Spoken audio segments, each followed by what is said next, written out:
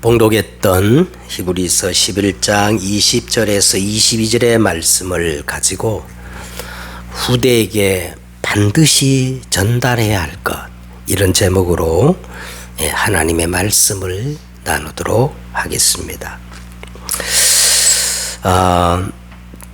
우리 찬송가 453장 가사를 보면은 이런 가사가 있습니다. 예수 더 알기 원하네, 깊고도 넓은 은혜와 대속해 주신 사랑을 간절히 알기 원하네. 내 평생의 소원, 내 평생의 소원, 대속해 주신 예수, 그 사랑 간절히 알기 원하네. 이런 가사가 있습니다. 여러분은 어떻습니까? 여러분의 평생 소원이 있다면 이게 무엇이겠습니까? 저의 일생의 필생의 소원이 하나 있다면 부족하지만 늘 그 중심은 한 가지예요. 하나님의 복음, 예수 그리스도를 더 정확히 아는 겁니다. 왜냐하면 이 하나님의 복음을 정확히 알아야 아는 것만큼 복음이 누림이 되어지며 복음의 능력이 나타나기 때문에 그렇습니다.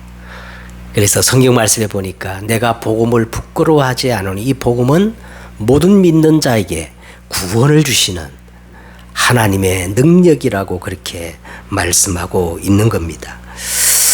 많은 사람들이 오늘 또 이 주일 강단에서 얼마나 복음이 선포됩니까? 과연 하나님의 복음이 무엇이고 우리가 정말 복음을 정확히 알고 있는 것인가? 안다면 복음을 그 안다는 의미가 도대체 무엇일까? 마태복음 여러분 13장 14절에서 24절의 내용을 보면은 보리떡 5개와 물고기 2마리로 오병이어를 체험한 무리들이 구름대까지 예수 믿겠다고 예수님을 지금 쫓아다니는 겁니다. 이때 가이사라 빌립보에서 예수님이 질문을 하십니다. 그래서 오늘 서론적으로 너희는 나를 누구라 하느냐, 사람들이 인자를 누구라 하느냐, 이렇게 예수님이 질문을 하시는 거예요. 더러는 예수님을 세례요한이라네. 세례요한이란 말은 사회주의입니다. 사회 이 구조를 바꿔야 구원을 받는다. 또 더러는 엘리야가 기도하니까 막 하늘에 불이 내려왔잖아요. 그래서 이 신비주의가 복음이라고 그렇게 믿는 사람이 있어요. 또 어떤 사람은 예레미야처럼 청빈하고 박애정신, 이게 복음이라고 생각하는 사람이 있어요. 그래서 늘 구제하고, 옛날에 막 청량리역에서 국수 끓여주는 목사님이 있었잖아요. 지금도 선지자 중에 하나다. 이건 종교다원주의입니다. 선지자 중에 하나야. 남산으로 올라가는 길이 한 길만 있는 게 아니라 동서남북 사방의 길이 있는데 어떤 길로 올라가든 정상에 가면 다 만나는 거고 통하는 거야. 모든 종교는 다 똑같은 거야. 자, 그런데 이렇게 믿던 사람들이 이제 요한복음 6장에 보면 예수님이 너희가 본 그 오병이어 기적이 중요한 게 아니라 나는 하늘에서 내려온 생명의 떡인데 이 생명의 떡을 먹어야 된다고 하니까 이 말씀이 참 어렵도다 하면서 다 떠나간 거예요, 사람들이. 여러분, 이 교회 강단에서요, 이런 오병이어의 메시지가 지금 홍수를 이루고 있어요. 홍수를 이루고. 그런데 성경은 그냥 복음이 아니라 무슨 복음을 말한다고요? 오직 복음을 말씀하고 있습니다. 사도 바울이 탄식하며 이렇게 말했어요. 내가 여러 번 너에게 말하였거니와 이제도 눈물을 흘리며 말하노니 여러 사람이 그리스도의 십자가의 원수로 행하느니라. 그들의 마침은 멸망이요 그들의 하나님은 자기들의 배를 불리는 것이요 그 영광은 나중에 보면 그들의 다 부끄러움이 될 것이고 땅의 일을 생각하는 육신에 속한 자들이라는 거예요. 그러니까 막 교회 강단에서 좋은 것을 포장해서 육신의 복음이 얼마나 선포되는지를 몰라요. 이렇게 예수님이 너희는 나를 누구라 하느냐, 사람들이 인자를 누구라 물었을 때에 한 사람도 정확히 복음을 아는 자가 없어서 이제 예수님은 다시 3년 6개월 동안 예수님과 동고동락하면서 예수님의 말씀과 예수님의 그 표적과 기사를 다 보았던 12 제자에게 질문을 던집니다. 사람들이 다 나를 그렇게 믿는다고 치자. 그러면 너희는 다를 거 아니냐? 너희는 나를 누구라 하느냐? 이게 어떻게 되었을까요? 이 정도면 말이야 3년 6개월 동안 예수님 막 동고동락하고 표적과 기사를 다 체험했다면 전문가라 할 수 있는데 누구보다도 예수님에 대해 잘 알고 있을 거 아닙니까? 그런데 놀라운 거는요, 누구 하나 선뜻 자신 있게 대답하는 사람이 없어요. 복음을 아는 자가 없어요. 그 중에 딱 한 사람 시몬 베드로가 대답하여 이르되 주는 그리스도시요 살아계신 하나님의 아들이십니다. 이 대답을 하자 예수님께서 대답하여 이르시되 바요나 시몬아 내가 복이 있도다. 이를 내게 알게 하니는 혈육이 아니요 하늘에 계신 내 아버지시니라. 그러니까 베드로가 이 신앙 고백을 하자마자 이 고백의 의미가 뭐길래 예수님이 베드로 아버지까지 덜먹이면서 너무 흥분하고 기뻐하시는 거예요. 그러면 베드로가 고백한 이 고백의 의미가 뭘까요? 예수님은 구약 성경 수천 년 동안 예언되었던 여자의 후손, 메시아, 그리스도, 바로 당신입니다. 예수 그리스도는 마귀의 일을 멸하신 만왕의 왕이시요 세상 죄를 지고 가는 어린 양이 되셔서 우리 모든 죄를 대속하시고 중보하시는 대제사장이시요 하나님께로부터 오셔서 하나님 만날 수 있는 새롭고 살 길을 여신 참 선지자이십니다. 이 복음의 비밀을 진짜 바로 알면요, 예수님께서 3가지 복을 허락하셨어요. 이 복음의 비밀을 진짜 알면 영원히 망할 수 없는 반석이 될 것이고 음부의 권세가 절대 이기지 못하는 보좌의 권세가 임할 것이고 모든 것을 열고 닫을 수 있는 천국 열쇠를 예수님이 약속하셨어요. 진짜 우리가 이 복음을 정확히 알면 그렇게 될 줄 믿습니다. 자, 그런데 이때로부터 예수 그리스도의 그런데 이 정확한 고백을 했는데 이 고백을 딱 듣고 예수님이 우리 상식적으로는요, 예수님이 이 복음을 빨리 널리 전하라 그렇게 하지 않고 곧바로 제자들에게 경고하시며 자기가 그리스도인 것을 아무에게도 이르지 말라 하십니다. 정확한 신앙 고백을 입으로 했지만 아직 복음을 정확히 아는 것이 아니라는 거예요. 이때로부터 예수 그리스도가 그리스도의 이 사역을 감당하기 위해서 예루살렘으로 올라가 장로들과 대제사장들과 서기관들에게 많은 고난을 받고 죽임을 당하고 제3일에 부활할 것을 제자들에게 비로소 다 나타내시는데, 방금 전에 예수님이 그리스도라고 고백했던 베드로가 예수를 붙잡고 성경에 보니까요 항변했다는 거예요. 항변했단 말 막 적극적으로 막 따졌다는 거예요. 항변해가지고 이르되 주여 그리 마옵소서 이 일이 결코 주께 미치지 아니하리다. 예수님이 그리스도의 일을 하려면 반드시 십자가에 죽으시고 3일 만에 부활하셔야 되잖아요. 그 일을 딱 얘기하는데 앞장서서 방해한 사람이 누구라고요? 베드로야, 베드로. 그때 예수님이 이렇게 말씀합니다. 사탄아, 내 뒤로 물러가라. 너는 나를 넘어지게 하는 자로다. 내가 하나님의 일을 생각지 아니하고 도리어 사람의 일을 생각하는도다 하셨습니다. 예수님의 수제자께인 베드로가 정확한 신앙 고백을 한 뒤에 곧바로 복음을 막는 적그리스도가 된 거예요. 그렇다면 과연 베드로가 복음을 정확히 알았을까요? 예수님의 기준으로 볼 때는 한 사람도 복음을 제대로 깨달은 사람이 없다는 결론에 우리가 도달하게 되는 겁니다. 이 히브리서가 우리에게 중요한 것은 이 히브리서는 이 정확한 하나님의 복음에 대한 아주 심도 깊게 깊이 설명한 뒤에 이 참 복음을 누리는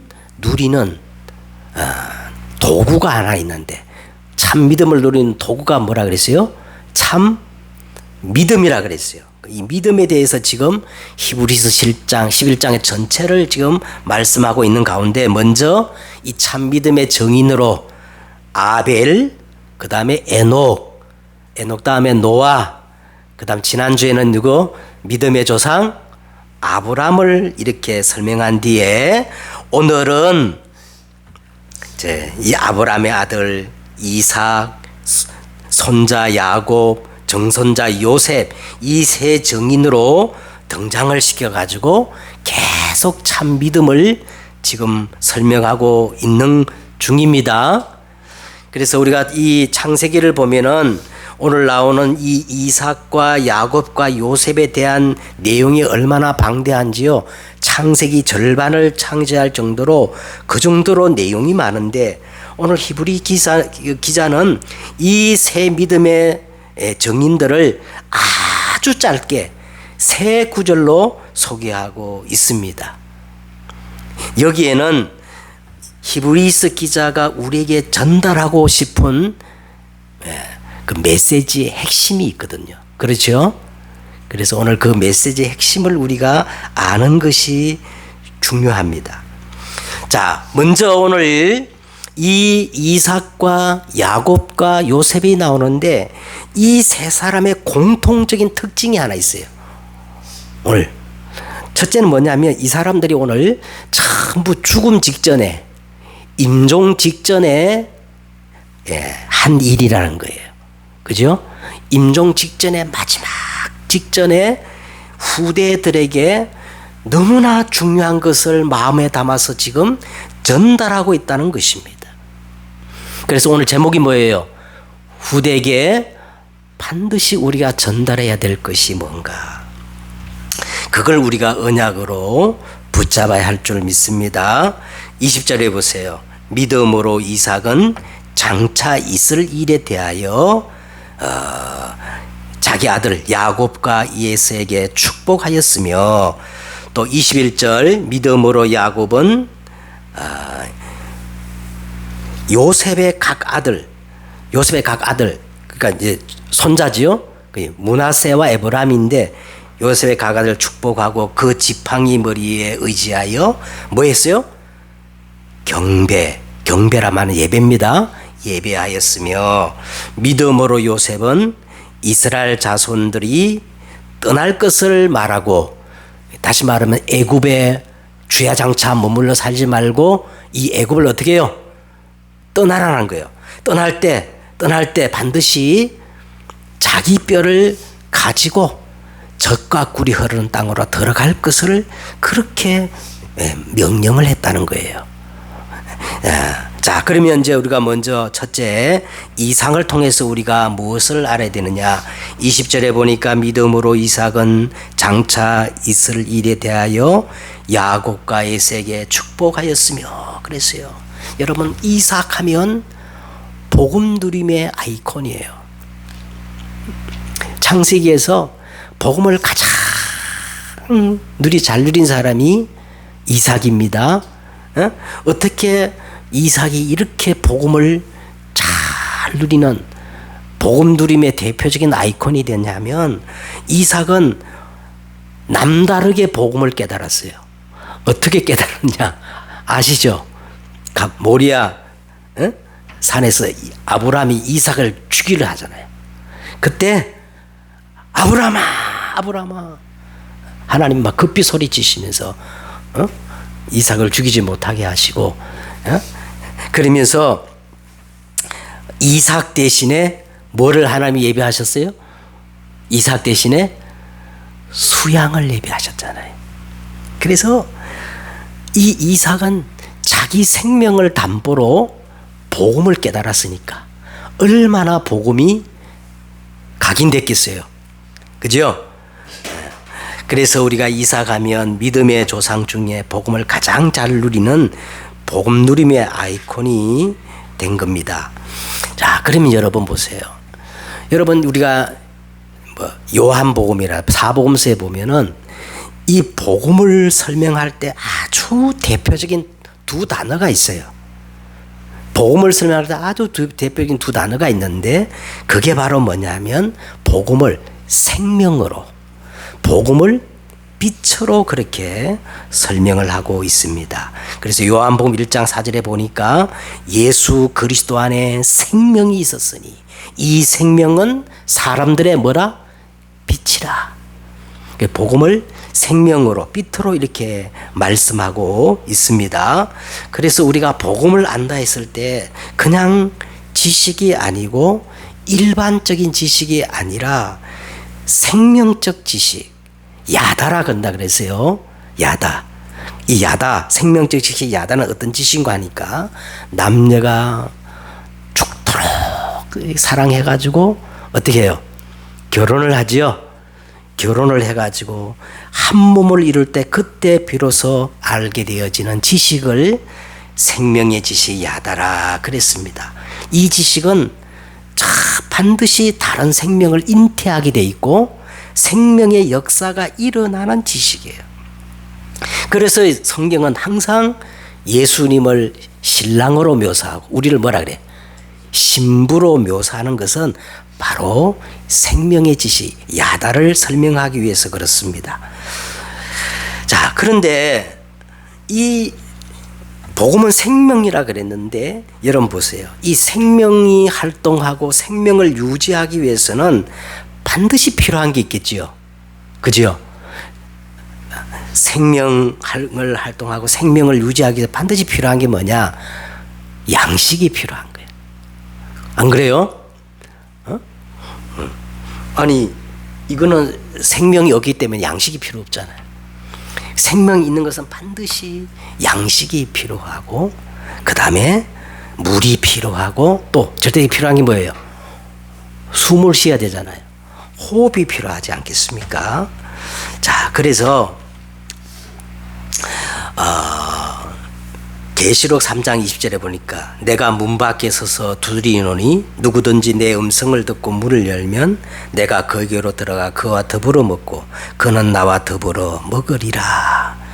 이 복음을 아는 것을 예수님과 더불어 먹고 마시는 것으로 이렇게 성경은 우리에게 설명을 하고 있습니다. 복음을 아는 거는요, 날마다 예수님과 더불어 먹고 마시는 거라는 거예요. 응? 더 자세한 내용이 오늘 요한복음 6장 53절에 나와요. 요한복음 6장 53절 보니까 예수께서 이르시되 내가 진실로 진실로 너에게 이르노니 인자의 살을 먹지 아니하고 인자의 피를 마시지 아니하는 자는 너희 속에 생명이 없느니라. 얼마나 굉장한 말씀이잖아요. 아니 예수 그리스도의 살과 피를 먹고 마신다는 의미가 도대체 무엇일까? 그래서 이 초대교회 기독교인들은요, 어떤 유언비어가 돌았냐면 저 기독교인들은 인육을 먹는다. 인육을 먹는다 해가지고 막 얼마나 핍박을 받았는데, 저도 야 이렇게 예수 그리스도의 살을 먹지 아니하고 예수 그리스도의 그 피를 마시지 아니하면 우리 속에 생명이 없단 말은 구원 못 받았다는 얘기 아니겠어요? 그렇다면 우리는 어떻게 하면 예수 그리스도의 살을 먹고 피를 마실 수 있을까? 뭐 저 개인은 굉장히 묵상도 해보고 생각도 해보았습니다.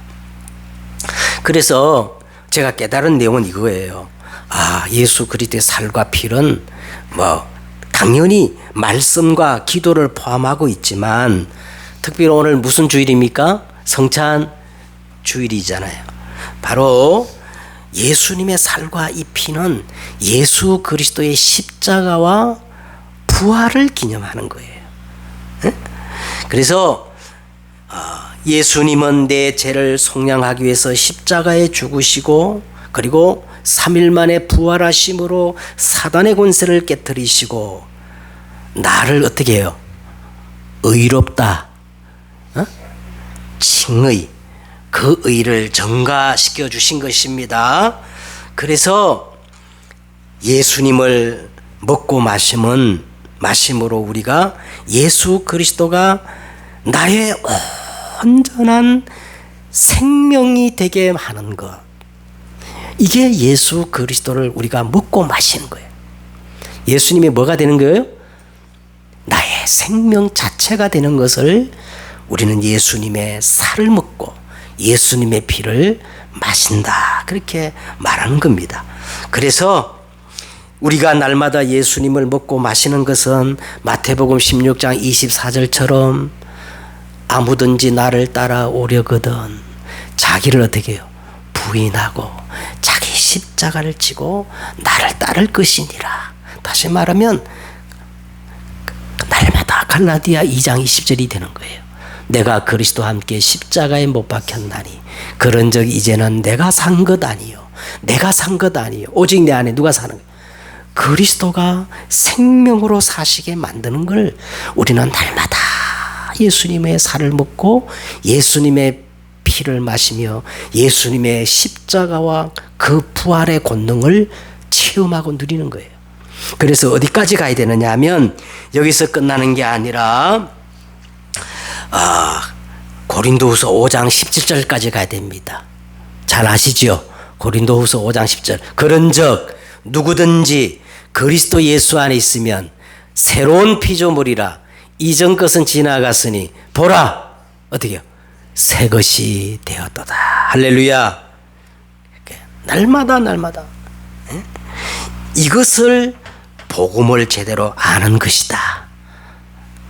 저는 그렇게 완전히 정리가 되고 결론을 내린 겁니다. 그래서 예수 그리스도가 나의 완전한 생명이 되는 것, 이삭이 마지막 죽으면서 후대들에게 야곱과 에서에게 이것을 전달한 거예요. 예수 그리스도가 너의 완전한 생명이 되게 하라. 날마다 예수 그리스도의 살을 먹고 예수 그리스도의 피를 마시며 그의 십자가와 부활에 동참하라는 거예요. 그래서 날마다 새로운 피조물로 나가라. 이것이 이삭이 자기 아들들에게 전달한 내용입니다. 그 다음에 두 번째는 21절이에요. 이제 야곱입니다. 두 번째는 야곱이 나오지요. 21절에 보세요. 믿음으로 야곱은 요셉의 각 아들에게 축복하고 그 지팡이 머리에 의지하여 경배하였으며 그랬어요. 여기에는 한 세 가지 의미가 들어있어요.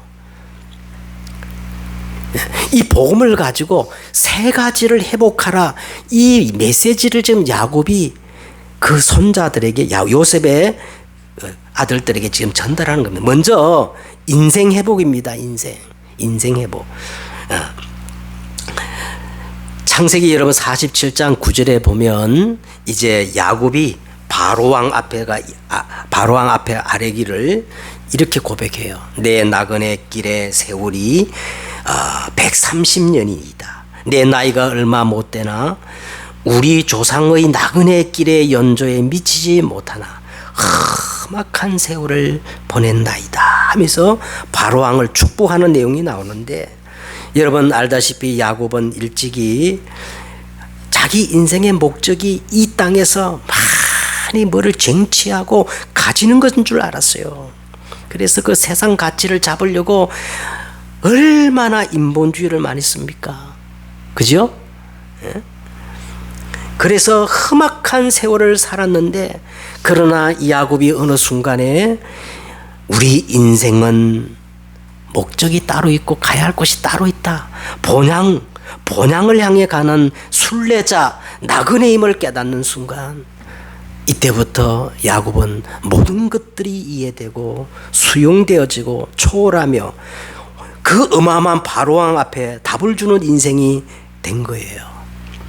그래서 오늘 야곱을 통해 첫째 뭐를 우리 후대들에게 전달해야 되느냐 하면, 참 인생의 목적과 방향이 따로 있다는 겁니다.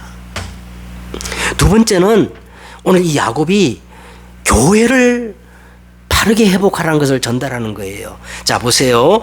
오늘 야곱이 요셉의 아들 손자지요. 요셉의 아들 므낫세와 에브라임을 창세기에 보니까 손자인데 양자로 입양을 해요.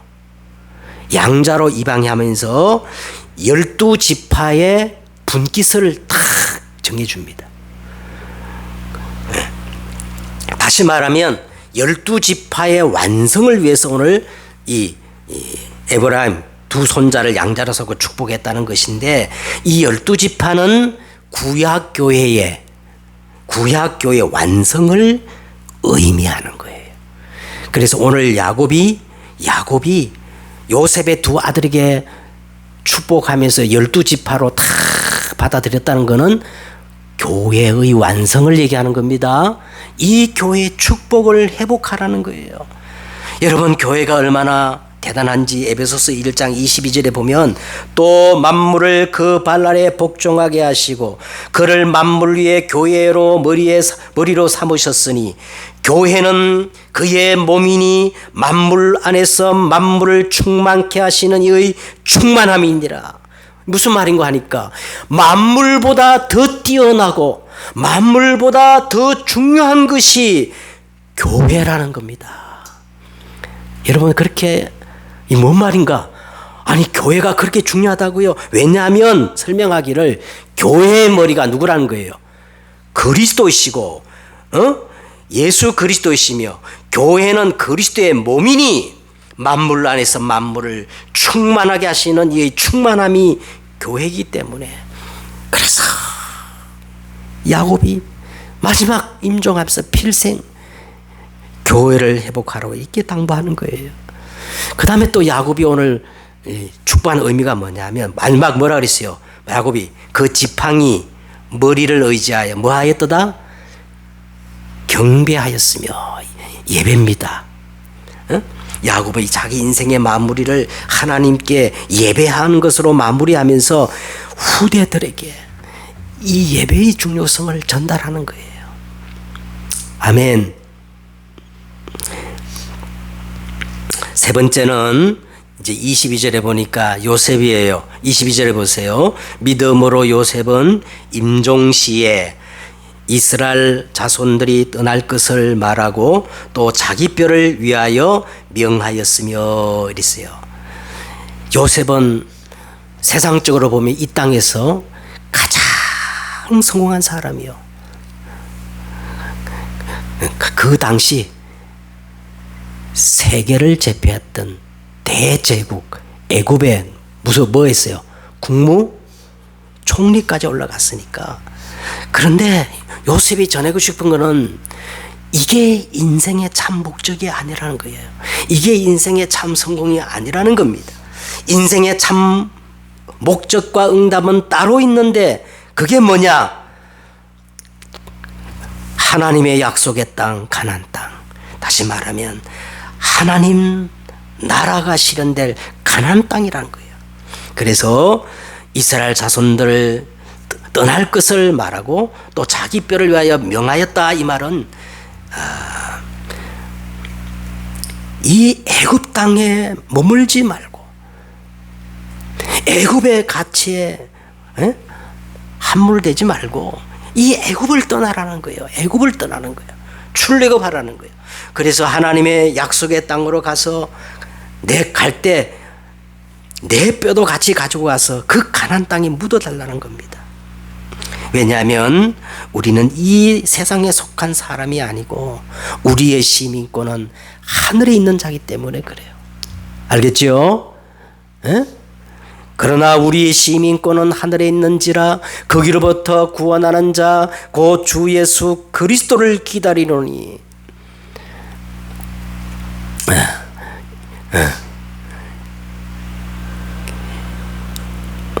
이는 우리 낮은 몸을 자기 영광의 몸의 형체로 변하게 하실, 우리는 하늘에 속한 자인 줄 믿으시기 바랍니다.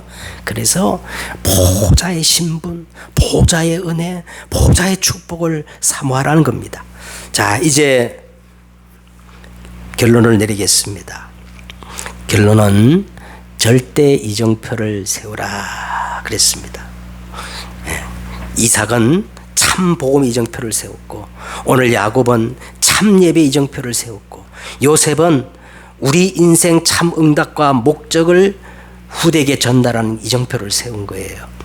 그런데 놀랍게도 사도행전을 보면 사도 바울이 똑같이 오늘 말씀과 똑같이 해당에 들어가서 이 내용을 후대들에게 전달하는 거예요.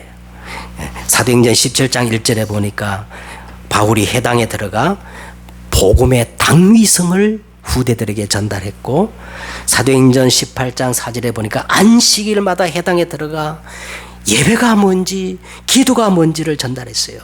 그리고 사도행전 19장 8절에 해당에 들어가 하나님 나라의 일에 대하여 담대히 전한 것을 볼 수가 있습니다.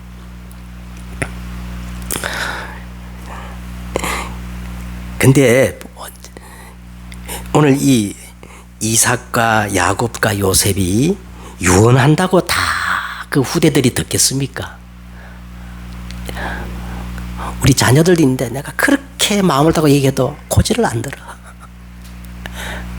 그런데 오늘 이 후대들이 그거를 언약으로 붙잡았다는 것은 이삭과 야곱과 요셉이 후대 앞에서 절대 망대를 세웠기 때문에 그렇다는 거예요. 그 말이 뭐냐면 후대가 보고 우리 아버지 이삭, 우리 아버지 야곱, 우리 아버지 요셉을 보니까 진짜 하나님이 살아계시고 저분들의 말이 맞구나, 그 인정될 만한 절대 망대를 세웠기 때문에 그게 그대로 후대들에게 전달됐다는 거예요. 믿습니까? 우리 남궁예수 권사님이 민수 앞에, 민수야, 하나님은 살아계셔. 하나님 믿으면 사람이 되는 거야. 근데 민수가 우리 할머니가 살아온 그 세월 여생을 보면서 맞아, 그게 절대 망대를 세운 거예요. 아무리 말로 해도 고지 안 들으면 절대 망대 세운 거 아니에요. 에? 자, 그래서 우리는 후대들에게 어떤 절대 망대를 세워야 할까? 저는 오늘 우리 기독교에서 가장 기본적인 5가지를 말씀드리고자 합니다. 첫째는요, 오직 믿음의 절대 이정표를 세워야 돼요. 우리 후대들이 볼 때 하나님은 정말 살아계시구나, 하나님은 정말 언약의 하나님이구나, 이거 우리를 볼 때 인정할 만큼 오직 믿음의 절대 망대를 세우셔야 됩니다. 두 번째는 믿음의 모든 내용이 오직 그리스도다. 그리스도 아니면 다른 복음은 존재하지 않는다. 이 오직 그리스도의 절대 망대를 우리 부모 세대가 세워야 됩니다. 세 번째는 오직 은혜의 절대 망대를 세워야 돼요. 내 공로는 없어요. 오직 하나님의 은혜, 오직 보혜사 성령, 오직 은혜입니다. 할렐루야. 이 은혜의 망대를 세워야 됩니다. 네 번째는 오직 하나님께 영광. 우리 인생의 최고의 목적은 오직 하나님께 영광, 하나님의 나라야. 이 절대 망대를 세워야 돼요. 마지막으로 오직 성경의 절대 망대를 세워야 돼요. 지금까지 말한 오직 믿음, 오직 그리스도, 오직 은혜, 그죠? 오직 하나님의 영광, 이게 성경의 내용이다. 성경에 있는 것만 성경적이다. 이 절대 망대를 세워야 됩니다. 근데 요새 세상이 어떻게 되느냐, 교회가 그래요. 성경에 있는 것만 성경적인 게 아니고 우리 사람 생각하기에 이게 성경과 이렇게 뜻이 통하는 거야. 그래서 이게 성경적이야. 그러면 다 이게 성경적이라는 거예요. 아닙니다. 오직 성경에 있는 것만 성경적입니다. 할렐루야. 이 5가지 절대 망대, 우리 부모 세대가요, 진짜 세워야 돼요. 그래서 우리 후대가 절대 흔들리지 않는 절대 믿음의 세대가 일어나도록 기도해야 됩니다. 지금 세상이 제정신이 아니에요. 내가 보니까 진짜 제정신이 아니에요. 어른들이 다 미쳤어요. 그래서 다음 주부터 제가 했잖아요. 예비 주보에다가 10계명을 넣으려고 그래요. 10계명은 구원받은 성도의 삶의 규범이에요. 기준이 없으니까 전부 사람들이 자기 생각 다 소견대로 해요. 그래서 제가 다음 주에 제가 이거 조금 공부를 해보니까 우리 믿음의 선조들은 예배 때 반드시 10계명을 암송하거나 외웠어요.